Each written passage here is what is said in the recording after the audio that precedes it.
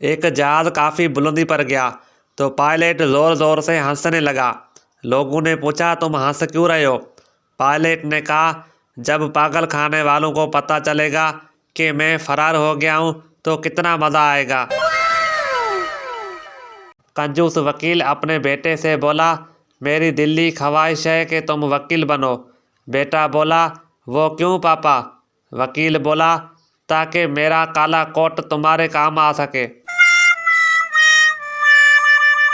एक पागल दूसरे पागल से, मेरी मुट्ठी में क्या है? दूसरा पागल, ट्रेन का इंजन। पहला पागल, तुमने धुआं निकलता देख लिया होगा। उस्ताद शागिर्द से बोला, बीवी को बेगम क्यों कहते हैं? शागिर्द ने कहा, क्योंकि शादी के बाद उसके हिस्से के सारे गम शोहर के हिस्से में चले जाते हैं और वो बेगम हो जाती है।